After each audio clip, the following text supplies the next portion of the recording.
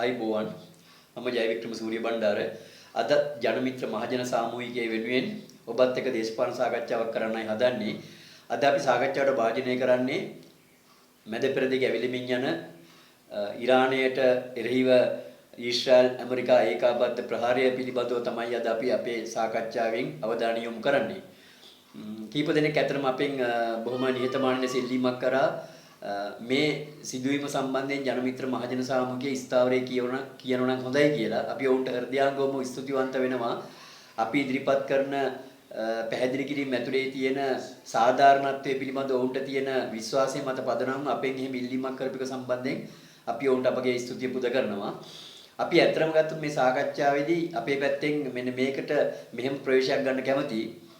ඔබ දන්නවා සැලකිතු කාලයක් තිස්සේ මේ ඉරානයට එරෙහිව ඇමරිකන් ඊශ්‍රායල් ඒකාබද්ධ එරෙහිතාවයක් කාලයක් තිස්සේ වර්ධනය වෙමින් තිබුණා. එතකොට මේ වර්ධනය වීමේදී මේ කඳවුර විසින් ඉරානයට එල්ල කරපු විවේචනයක් තිබුණා. ඒ විවේචනයේ තමයි ඔවුන් න්‍යෂ්ටික අත්දැක බැලීම් කරමින් න්‍යෂ්ටික බෝම්බ නිෂ්පාදනය කරමින් ලොකු විනාශකාරී තැනකට මැදිහත් වෙමින් ඉන්නවා. ඒ වගේම ඔවුන් ත්‍රස්තවාදයට උඩගෙන දෙමින් තමයි ඉන්නේ කියන විග්‍රහයක් සහිතව තමයි ඔවුන් මේ ඉරානය සම්බන්ධයෙන් ලෝකයට චිත්‍රයක් නිර්මාණය කළේ. එතකොට පහුගිය කාලේ පුරා ඉරානය ලොකු මැදිහත් වීමක් කරා මේ Tamanට ඒ කියන්නේ මේ පරමාණුක බලශක්ති බලධාරීන්ට අවස්ථාව ලැබලා දුන්නා. ඉරානය පරීක්ෂා කරලා බලලා ඉරානය තුල එවන තත්වයක් තියෙනවද නැද්ද කියන කාරණේ පරීක්ෂා කරලා බලන්න ජාත්‍යන්තර පරමාණුක බලශක්ති අධිකාරී බලධාරීන්ට අවස්ථාව ලැබලා දුන්නා. ඒ විතරක් නෙවෙයි ඔවුන් 2015 දී රටවල් පහක් ඒකාබද්ධව තමන්ගේ රට ඇතුලේ සිද්ධ වෙන න්‍යෂ්ටික පරීක්ෂණ පිළිබඳව පරීක්ෂා කර බැලීම වෙනුවෙන් එකගතාවයක් සහිතව යම් ගිවිසුමකට ඇවිල්ලා තිබුණා. නමුත් වෙන දේ තමයි ඩොනල්ඩ් ට්‍රම්ප් ජනාධිපතිවරයාගේ පළවෙනි දූර කාලය, කියන්නේ 2016ත් 2020ත් අතර තිබුණු ඔහුගේ පළවෙනි දූර කාලය ඇතුලේ මෙන්න මේ එකගතාව ගිවිසුමෙන් ඇමරිකාව අයින් වෙනවා. තනි තීරණයකට අයින් වෙනවා. ඒ කියන්නේ ඉරානය පරීක්ෂා කිරීමට ඉරානයේ ඇතුලේ නොමනා දෙයක් සිද්ධ වෙනවා නම් ඒක දැක ගැනීමට අවස්ථාවක් ලබා දෙමින් තිබිච්ච මේ අවස්ථාව ඇමරිකාව මගහැරියා. මෙන්න මේ මගහැරීමත් එක්ක ඉරානය හොඳින්ම දැනගත්තා මේ ඇමරිකාව මේ ඉදිරිපත් කරන විවේචනය සම්පූර්ණයෙන් බොරුවක් කියලා. ඒ කියන්නේ මේ තමන්ගාව න්‍යෂ්ටික ආයුධ තියෙනවා.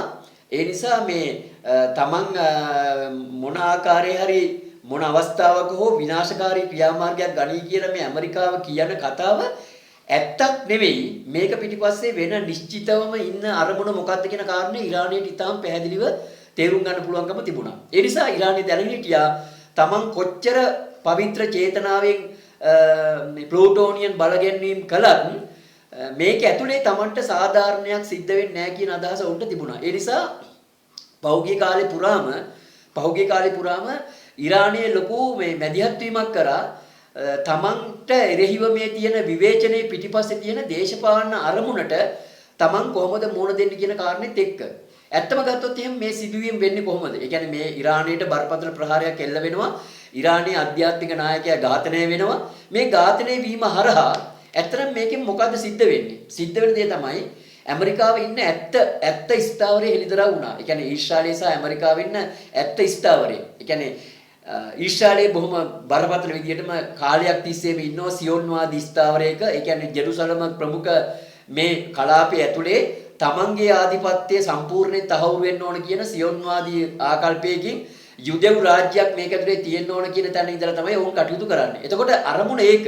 එතකොට ඩොනල්ඩ් ට්‍රම්ප් ජනාධිපතිවරයාට වෙලා තියෙන්නේ මොකද්ද? මෙන්න මේ ඔහුගේ පිටිපස්සෙන් මේ යුදෙව් බලයක් නැත්නම් යුදෙව් බලපෑමක් තියෙනවා.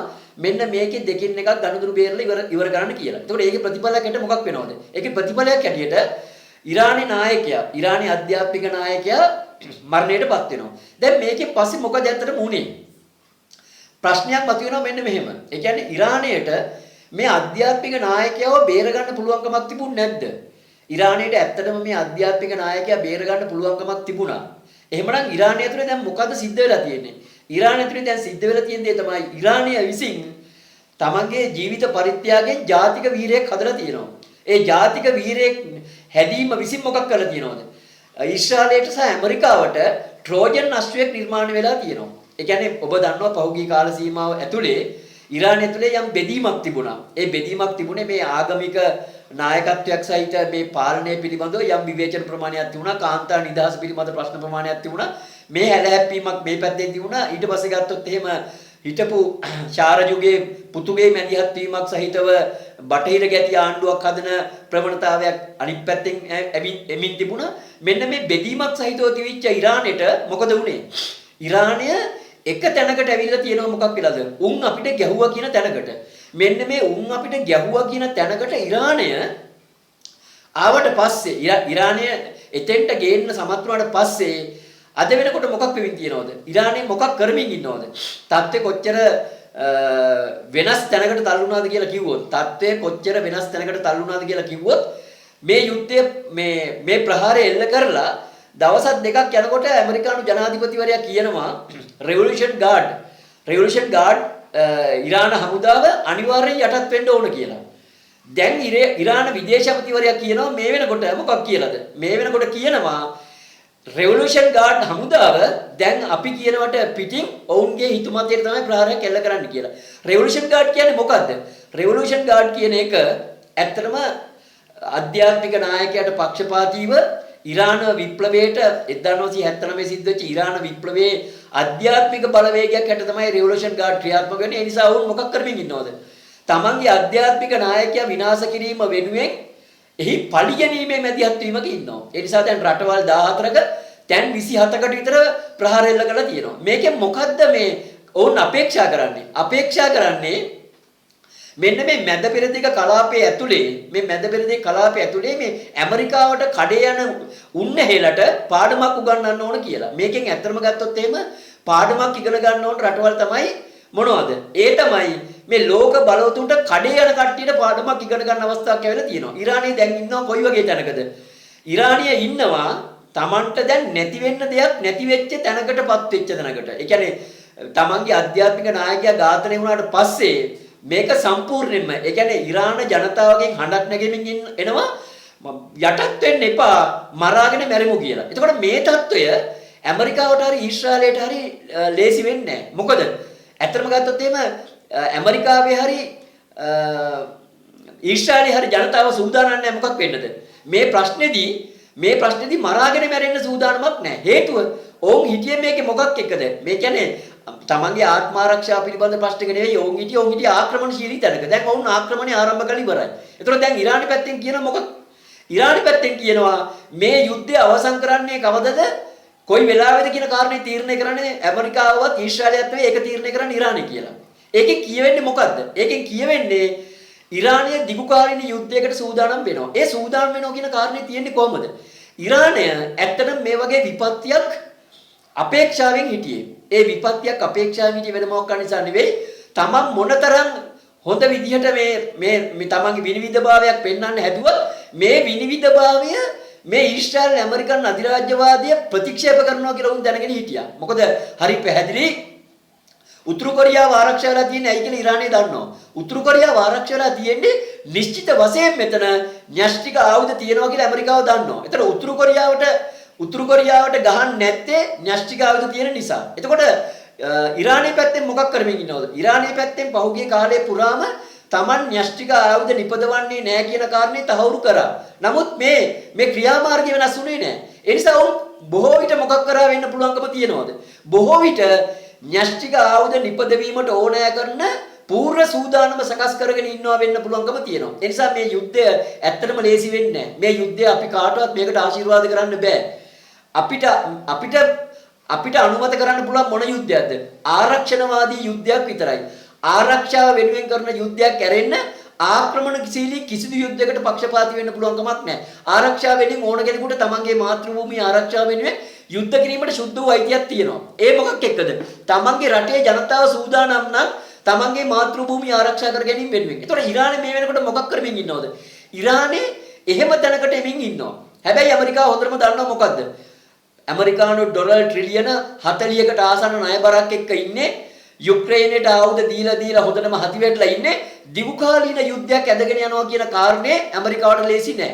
ඒ විතරක් නෙවෙයි ඒක බෙන්ජමින් නෙතන්යාහුත් දන්නවා වැඩේ ලේසි නෑ කියලා.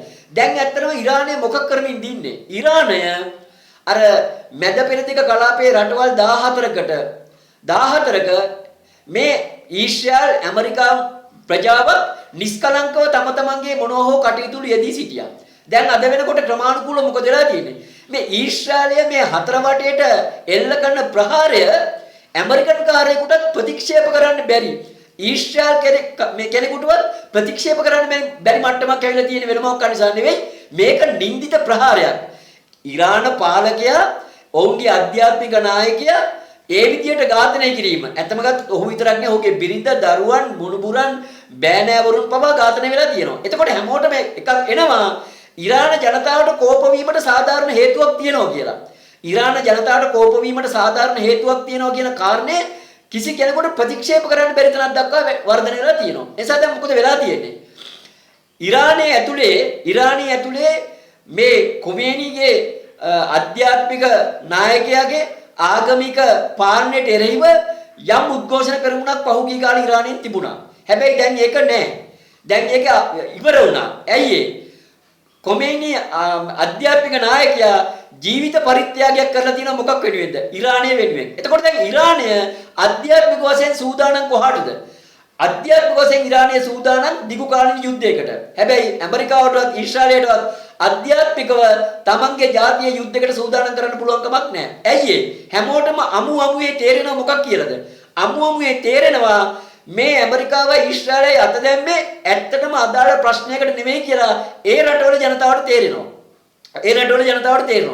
දැන් ඊරානය මේ වෙනකොට මොකක් කරනවද? මේ වෙනකොට මෙන්න මේ ඊශ්‍රායලයි ඇමරිකාවයි දෙක ගර්හාවට ලක් කරනවා. එහෙම නැත්නම් අපහාසයට ලක් කරනවා. ඒ රටවල ජනතාව තුල ඒ කියන්නේ ඇමරිකන් ජනතාව තුල ඊශ්‍රායල් ජනතාව තුල තමන්ගේ රටේ පාලකයන්ව එපා කරවීම තමයි ඊරානයේ අරමුණ. ඊරානයේ මැදිහත් වීමක් කරන්නේ අන්න ඒ අර්ථයෙන්. ඇත්තම ගත්තොත් එහෙම ඇමරිකන් ජනාධිපතිවරයා හිතුවා මොකද්ද? මේ අධ්‍යාත්මික නායකයා මරා දැමුවාට පස්සේ මොකක් වෙයි කියලා. ඊරාන ජාතිය දණින් වැටෙයි කියලා. හැබැයි ඇත්තම ගත්තොත් එහෙම ඇමරිකන් ජනාධිපතිවරයා දැනගෙන හිටියේ නැහැ ඊරානයට මේ සිදුවීම් බලපාන්නේ කොහොමද? ඊරානය තුල මේක හරහා සිද්ධ වෙන්නේ මොකද්ද කියන කාරණේ දැනගෙන හිටියේ නැහැ. ඒ නිසා ඔහු හිතුවා අධ්‍යාත්මික නායකයාගේ මරණයෙන් පස්සේ මොකක් කරන්න පුළුවන් වෙයි කියලාද? සදාම් හුසේන්ගේ මරණයෙන් පස්සේ ඉරාකයේ කරපු දේ, ලිබියාවේ ගඩාෆිගේ මරණයෙන් පස්සේ ලිබියාවේ සිද්ධ වෙච්ච දේ ඊරානයේ කරන්න පහසුයි කියලා මේ අධ්‍යාත්මික නායකයා ඝාතනය කිරීමෙන් පස්සේ. නමුත් ඒක සිද්ධ වුණේ නැහැ. සිද්ධ වෙමින් තියෙන වෙන එකක්. ඒ මොකද්ද? ඒ තමයි ඊරාන හමුදාව අධ්‍යාත්මික නායකත්වයට පක්ෂපාතී ඊරාන හමුදාව වියරු වැටලා ඉන්න කෝපයෙන්. ඒ කියන්නේ තමන්ගේ මාතෘභූමියේ නායකත්වය විනාශ කිරීමේ කෝපය වෙනුවෙන් වාඩුවක් ගැනීම සඳහා වුන් මැදිහත් වීමක් කරමින් ඉන්නවා. මේක පහසු නෑ. ඇත්තම කාරණේ ගත්තොත් එහෙනම් මේක පහසු නෑ. දැන් අපි බලමුද මොකක්ද මේ ඊශ්‍රායල් ඇමරිකන් මේ මැදිහත් වීම ඇතුලේ තියෙන ස්වභාවය. මේකේ මොකක්ද මේකේ තියෙන මේ ඇත්තම తত্ত্বය.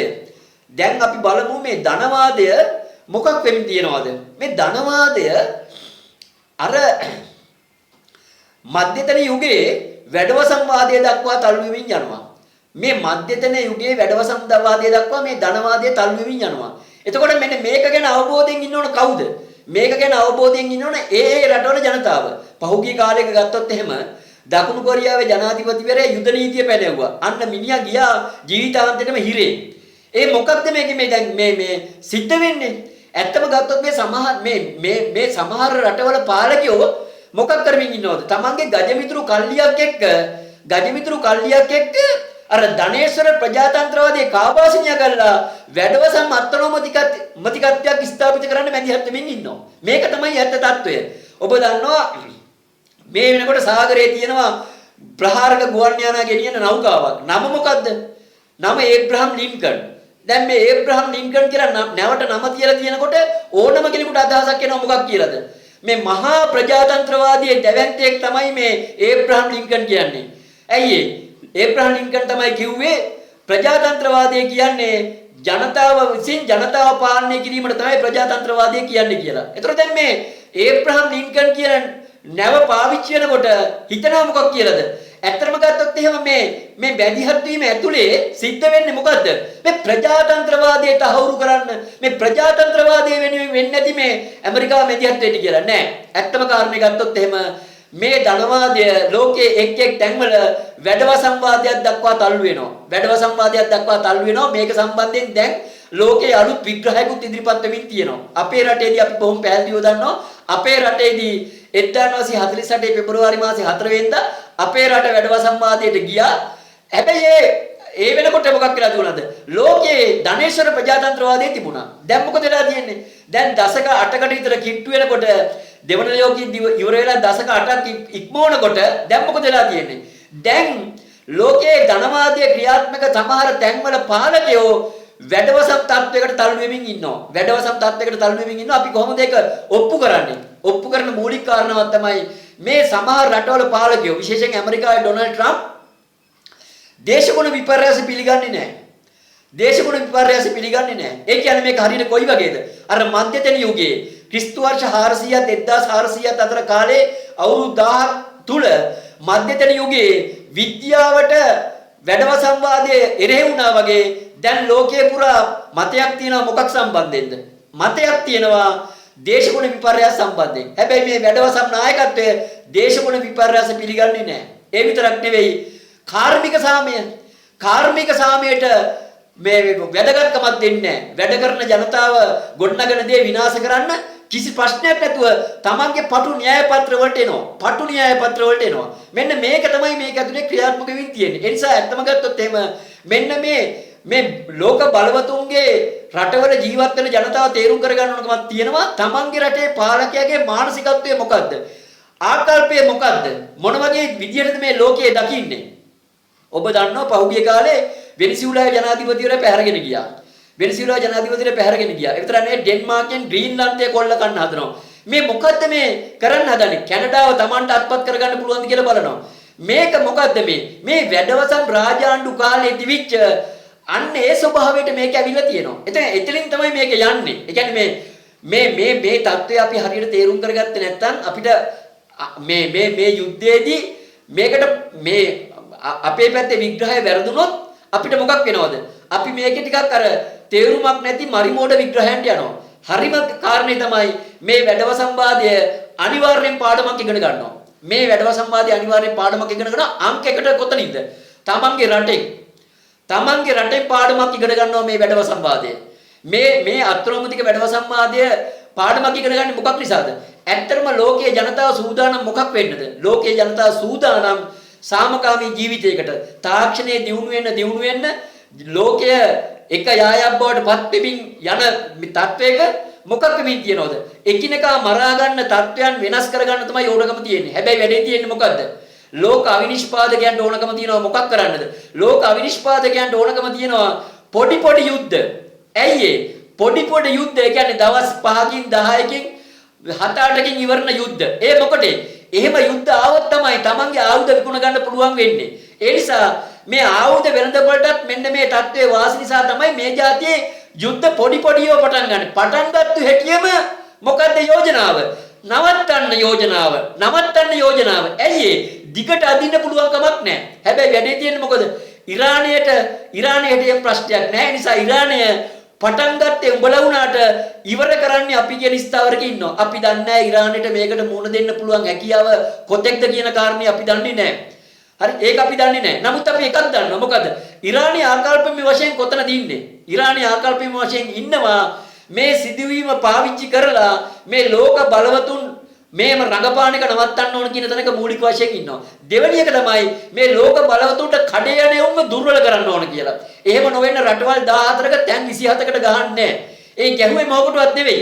මේ ලෝක බලවතුන්ට කඩේ යන යොම්ම නවත්තන්න ඕන. හේතුව කඩේ යන හැම එකකටම ගහනවා කියලා. එතකොට දැන් හෝමුස් සමුද්‍ර සංධිය වැහුවේ ඇයි? හෝමුස් සමුද්‍ර සංධිය වැහුවේ මේ ලෝක තෙල් වෙළඳපොලේ තෙල් මිල වැඩි කරලා ජනතාවට යමක් කරන්න නෙවෙයි. අපිට කරදර කරොත් ඊට ප්‍රතිචාර වශයෙන් අපිට මෙන්න මේ ප්‍රමාණයේ කරදරයක් උඹලට කරන්න පුළුවන් කියන පණිවිඩයක් දෙන්න. මොකද ඉරානය හොඳටම දන්නවා මේ කරදරේ මෙතනින් ඉවර නෑ. තවත් ඉස්සරහට එනවා. මේක පස්සට තල්ලු කරන්න මොකක් කරන්න ඕනද? මේ යුද්ධයේදී මතක හිටින පාඩමක් ඊශ්‍රායලයටයි ඇමරිකාවටයි උගන්වන්න ඕන කියන තැනක ඉරානයේ ඉන්නවා. අපි බලමු ඉස්සරහදී ඇත්තටම ගත්තොත් එහෙම ඇමරිකාවටයි ඊශ්‍රායලයටයි පාඩමක් ඉගැන්වීම වෙනුවෙන් ඉරානයට මොකද්ද කරන්න පුළුවන්කම තියෙන කියන කාරණේ පිළිබඳව ඔවුන් ලෝකෙට ඔප්පු කරන්න පුළුවන්කම තියෙයි. හැබැයි මේකෙන් කියවෙන්නේ නැහැ මොකද්ද? අපි කොයි වෙලාවකවත් මේ යුද්ධයකට පක්ෂපාතී කියලා කියන්නේ නැහැ. කියන්න බෑ අපිට ඒක.